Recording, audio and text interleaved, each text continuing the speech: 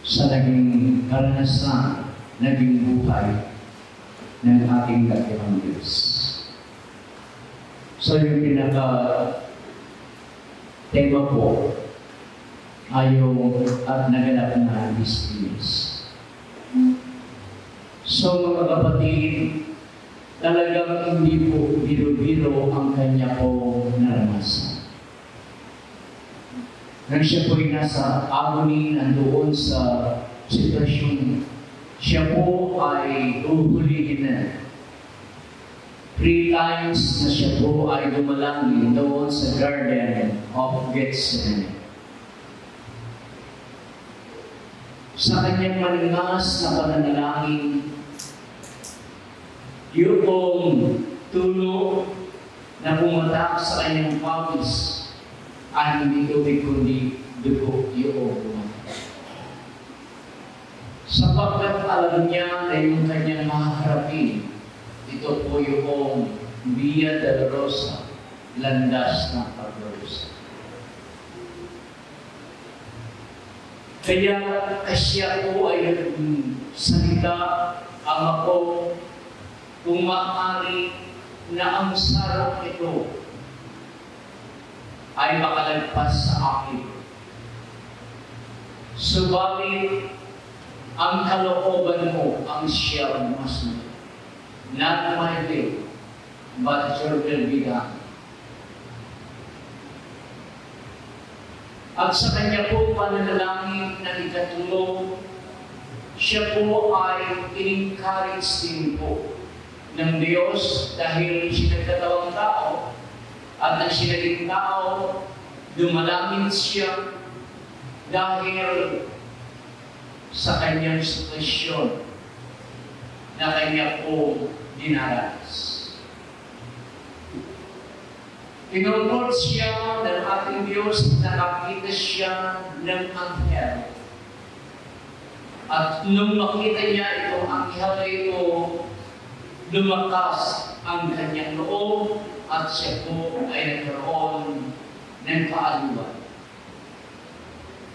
Maging sa ating pamumuhay, katulad ng ating Panginoon, na anuman ang mga sitwasyon na inyong pinagdadaanan, basta kayo ay dumalangin, tayo ay dumalangin, at di natin alam na sa ating pananalangin ng Diyos ang siyang nagbibigay sa atin ng kaluwan, ang Diyos ang siyang nagbibigay sa atin ng kalakasan, ang Diyos ang siyang ating nararanasan dahil sa ating pong nararanasan nandiyan yung presensya ng ating Muhammad.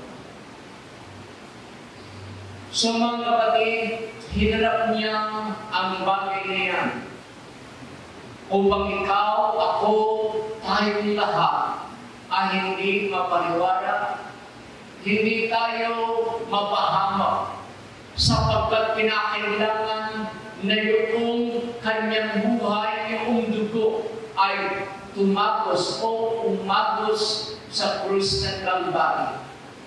Kaya tinapos niya yung kanyang misyon bilang Son of Man, bilang Lamb of God, bilang Son of God, upang tayo ay magtamo ng kaligtasan at buhay na walang.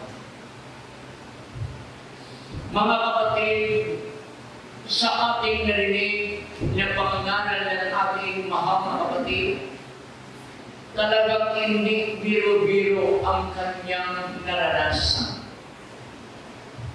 Subalit ito ay kanyang hinarap ng dahil sa pag-ibig niya sa atin. Kaya for God so loved the world that He gave His only begotten Son, that whosoever believeth on Him should not perish, but have an everlasting. Sabi nga po nila, ang Bible, ito po yung pinakapuso ni John 16. So kaya po mga kapatid, ang nangyari sa ating mahal na Panginoon na ito po ay hindi po kabiguhan. Ating narinig, kundi ito ay victory. Ito ay tagumpay. Na ito pong kamatayan ng ating mahal na Panginoong Jesucristo sa krus ng Kalbaryo, na akala ng kaaway na siya'y natatawa, na siya'y umaalakak dahil ang Mesaya ay nawalan ng buhay. Subalit pinatunayan ng ating Diyos na makapangyarihan, ang ating Diyos ng himala, ang ating Diyos ng pag-ibig, ang ating Diyos na mabangin at mawain, na nagkaroon ng katuparan ng kanyang sinabi, nang kasama-sama niya ang mga disciples ng ating Panginoon, na siya ay magdaranas ng kahirapan, na siya'y umusigin, na siya'y papatay subalit, pagkatapos ng ikatlong araw, muli siyang mabuhay.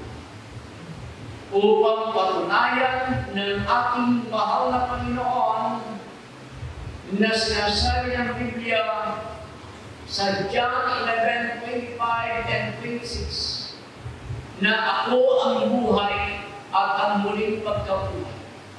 Na ang sinuman na mamatay, pagkat siya mamatay, siya muling mabubuhay at kailanman ay hindi na mamamatay. Bagamat siya namatay at siya muling nabuhay at ang kanyang pagkabuhay na magmuli, ito po ay tagumpay. At ito ay isang bagay na pinakikita lamang ng ating Diyos na kapangyarihan, na kung tayo ay maglilingkod hanggang tayo ay mawalan ng buhay, ito rin po ay tagumpay sa bawat isa sa atin, na kung tayo ay mawalan ng buhay, mayroong buhay na walang hanggan na nakalaan para sa atin. Kaya, palagi natin inaalala na sinabi ni Apostol niya yung national anthem ng ating bansa. Kapag naglalakad ka, kahit ikaw ay nasa daan, kinakailangan ikaw ay huminto. Bilang paggalang, bilang pagrespeto doon sa national anthem o pambansang awit ng ating bansa. How much more na siya ang hari, na siya ang creator, na siya, mga kapatid, ay dapat igalang, dapat irespeto sa bawat pagsamba. Huwag magkwentuhan kapag sumasamba, mag-focus tayo na tayo ay narito, Lord, I am here. Narito ko, Panginoon, aking iniaalay ang aking buhay, ang aking kaluluwa ay sabik, Panginoon, na sumamba sa iyo, Panginoon. Narito ko, Panginoon, na sa iyo'y sasamba, magpupuri at magpapasalamat sapagkat, Panginoon, kami ay pinagkalooban ninyo ng pagkakataon, bagamat ikaw ay hari, ikaw ay Diyos. Narito kami sa lugar na ito, na ang lugar na ito ay bahay panambahan, bahay dalanginan, subalit, Panginoon, sinabi po ninyo, kung saan nagkakatid po ng 23 sa aking pangalan, ay nandun ako sa inyong kalagitnaan. Kaya, Panginoon, narito ko, narito kami, hindi ka man namin nakikita, pero, Panginoon, and I believe na ikaw ay narito ng siyang dahilan kung bakit ako narito, hindi para kanino pa man, kundi para sa iyo, sapagkat ako ay sasamba, ako ay maglilingkod sa iyo, mahal na Panginoon. Kaya sa ating paglilingkod sa Panginoon, kung ano yung talagang kaya natin sa awat ng ating makakaya, sa abilidad na ibinigay ng Diyos, ibigay natin ito.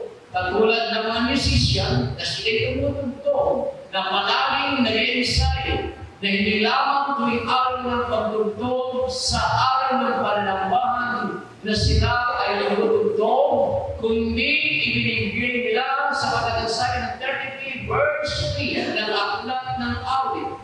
Play skillfully. kayo ay tumugtog ng maayos, magaling na sinasabi ng mga sanglibutan na maraming mga magaling na mga musician. Pero mga kapatid, kung ating tinignan ang banal na kasulatan, sila Asa, na rin po mga kapatid, na sila ay binihasa, na sila ay nagpahasa, na may pagkakataon bago ka makasama sa mga musician 30 years, na ikaw ay mag-ensayo bago ka pa lamang magamit sa templo. Ang sabi natin, maging ang mga awit, hindi lamang sa araw na ito, na sa bawat gawain na umaawit, kundi maging sa bahay, sa anak kayo, naroon naglalakad, nagluluto man kayo, kinakailangan kayo ay umaawit, at nag-i-ensayo rin po kayo para sa sarili ninyo na kayo ay umaawit para sa ating Panginoon, na ating i-memorize ang mga lyrics ng mga awitin, sapagkat kayo ay mga awit at hindi dapat mga lip-sync lamang ang mangyayari.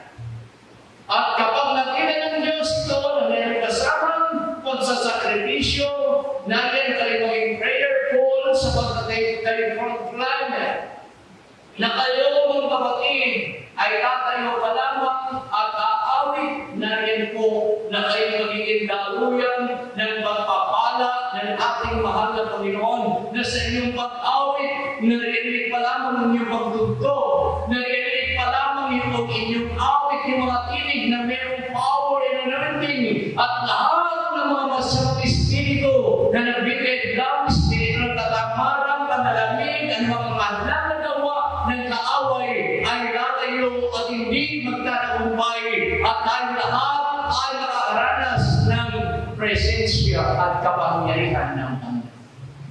Hindi biro-biro ang inyong mga katungkulan. Hindi kapag ayaw ko, kapag gusto ko, gusto ko. Once ikaw ay inalagaan ng Panginoon,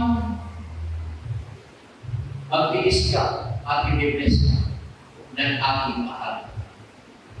So mga kapatid, inilugtog lang ko ito na sana at hindi lang sana, dahil ibinigay ng Diyos ang kanyang buhay at natapos ito sa krus ng Kalbaryo, at yung ating igaganti na tayo na palaging muli sa gawain ng Panginoon, kinakailangan baguhin na ninyo yung inyong mga ugali. Kinakailangan maging maaga kayo, magkaroon kayo ng kasalikan sa pagsamba, sa paglilingkod sa ating Panginoon, upang kayo ay pagpalain ng ating mahal. Yan po ang kailangan na mas prioridad ang Diyos ating buhay. But seek ye first the kingdom of God and His righteousness, and all these things shall be added unto you. 7 verse 4, delight thyself unto the Lord, and He shall give thee the desire of thine heart. Ano man ang mga problema, ano man ang pagsubok na yan, alalahan sa nila, kung talagang walang magagawa, hindi makakapunta, walang problema, alam ng Diyos ang mga bagay niya. Pero kung meron kang magagawa, na bago merong mga lakad, mas unahin mo ang pagsamba, ang paglilingkod sa Panginoon, at isang tiyak na bagay na ikaw ay magpapalaan ng ating mahal. So yung mga iba, kanina pang umaga, hanggang ngayon, dahil sila'y naglilingkod, hanggang magsakripisyo, sapagkat mahal nila ang ating mahal na Panginoon. At ang iniisip natin sa ating paglilingkod, sa ating pagsamba, hindi yung mga material financial, kundi ang isipin natin, how to please Him. Paano natin mapapaligaya, paano natin nabibigyan sa iyo ang ating Panginoon sa atin. Tandaan ninyo, tayo ay patungo sa impyerno, subalit iniatin ang kanyang buhay sa krus ng Kalbaryo. Siya'y inilibing, namatay at inilibing, at at pagkatapos siya'y muling nabuhay. Iyan ang Ebanghelyo, yan ang scripture na sinabi ni Apostle Paul, death, burial, and resurrection. Kaya nagkakaroon ng pangangaral at mga alagad, ang mga disipulo ng Panginoon, ang kanilang isinisigaw ay ang pangalan ng ating mahal na Panginoon Jesus. Wala nang iba na tagapagligtas, wala nang ibang Diyos kundi siya lang. So mga kapatid, bagamat nandiyan, mayroon nagpe-prepare sa kusina na yun na after ng break, nandiyan po, break tayo, pero yung mga nasa kusina, ilan lang yan.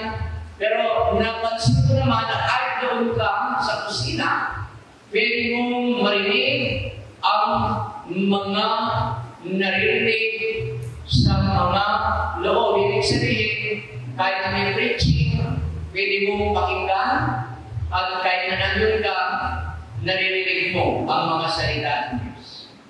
So mga kapatid, kinakailangan lang po talaga na tayo ay magkaroon ng disiplina sa ating mga sarili. So salamat sa Panginoon, si Brother Joshua, nandiyan, meron siya ng disiplina na yung gaya at nakasama natin. So pasensya lang po, mga kapatid, no? Kung first time po ninyong narinig yung ganitong mga bagay, pero kung Christian na po kayo, hindi na po kayo mabibigla na po. Pero yun nga po, kung narinig na po yung iba, narinig po kayo, naunawaan po namin yan, na po, naunawaan namin yan. Kaya lang po, baka susunod, ayun, hindi pa lang pwedeng na po. Baka ma-open ko, sana hindi naman po na po. So, yan po ba kita nini, baka nito, kita mo po, bigyan din tayo talagang the best balik Ingilo. So, ibigay natin yung the best para sa ating mahal na Panginoon.